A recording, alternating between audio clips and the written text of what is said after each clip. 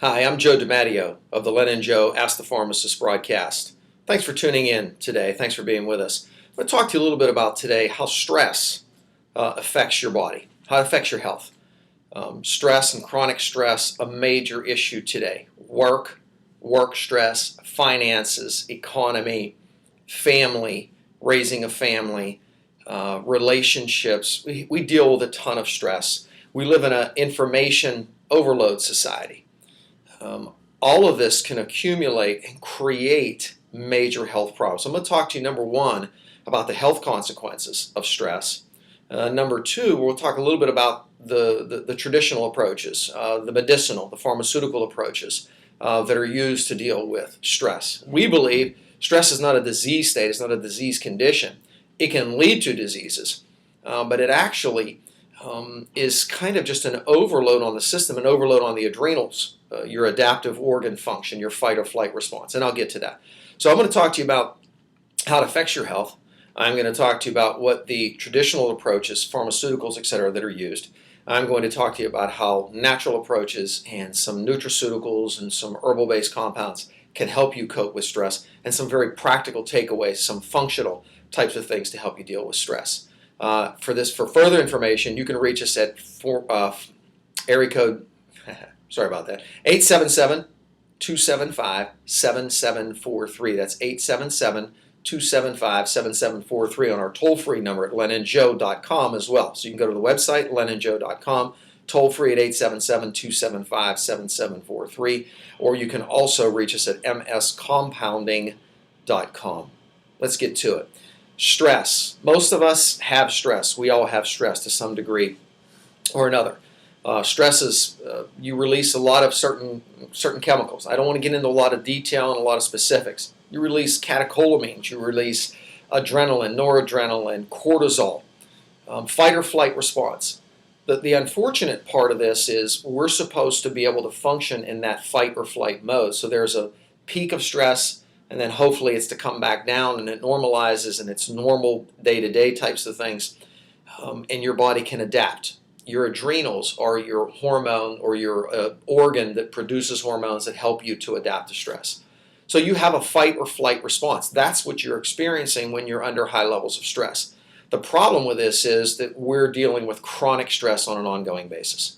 Most of us, between work, maybe travel, I mentioned earlier, relationships, a lot of issues along these lines. What are some of the physical issues and impact that we can see from stress? Well, we know literature now documents that you release and send out certain inflammatory proteins. They're called cytokines.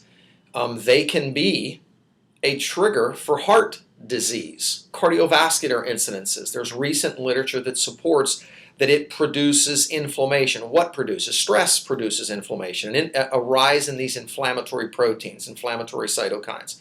So we can have an impact on your cardiovascular system, cause your blood pressure to rise, constriction of your artery walls, raise your heart rate. It's all a stress response. It damages the neurons in the brain. Your neurons are all about sending signals and information from one neuron to the next, dopamine, serotonin, etc. This can be impaired. Your neurons, actually literature shows it can shrink. Chronic stress, high cortisol shrinks neurons. There's literature that documents it can damage your bones. It is implicated in osteoporosis, osteopenia. It will encourage fat deposition. You'll gain more weight. You'll add fat, adipose tissue. You will actually catabolize. You will actually break down. You become catabolic. You'll break down lean muscle. You'll break down bone, and it's easier to add adipose tissue with high cortisol. These are just some of the issues. There are other areas. Anxiety that comes from high stress, depression, and there's a reason for that. High stress causes an imbalance or an inability for you to make a lot of these brain neurotransmitters, the dopamines and serotonins that just were mentioned. And with that comes more issues with chronic anxieties, post-traumatic stress disorders, panic attacks. All of this stems from that. I mentioned to you the bone issues. There's even some thyroid implications. You have an impaired conversion of thyroid hormones, technically T4 to T3, the more active metabolite. The list goes on. I mean, I hate to tell you, I'm kind of doing an off the top of my head scenario here, but there's 30 different areas. It even impacts your female hormones. So your thyroid hormones, your female hormones. And first of all, this is an axis, hypothalamus, pituitary, adrenals. They all kind of function in sync and in harmony.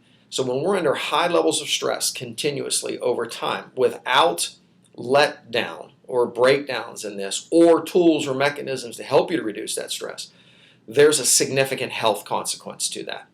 A lot of which I've already mentioned to you. Traditional medicine says, well, you have heart disease, so we just have to keep lowering and lowering your cholesterol. The reality of it is there are a lot of other factors that can affect heart disease, arteriosclerosis, and the literature is beginning to document that. Stress is one of them. The other area that I'd like to talk to you about quickly is what is traditional medicine's role here. Traditionally, how medicine deals with this, first of all, there's pharmaceuticals, anti-anxiety agents, benzodiazepine families, alprazolam, lorazepams, etc. There are serotonin reuptake inhibitors that are used, drugs like Lexapro, Celexa, Zoloft, Prozac, Paxil.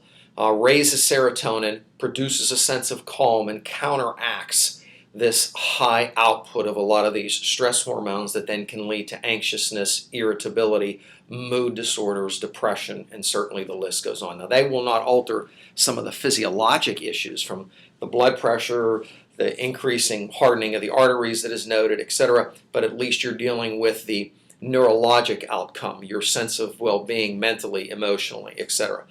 Bottom line here, there are pharmaceuticals that help to deal with the cascade of these stress hormones, but they don't deal with the issues that I believe what we should be looking at on a more daily basis. Inflammation is big. So stress leading to inflammation can lead to mood disorders and then physiologic disorders certainly as well. Well, I think I'm going to stop there. I believe that there are some, you might even want to go back and listen to this because there are some very, very key points, and I know I've gone through this quickly, that I believe that are helpful and can be helpful to you. You can reach us at lenandjoe.com or the toll-free number at 877-275-7743 or at mscompounding.com. Thanks. Have a great day.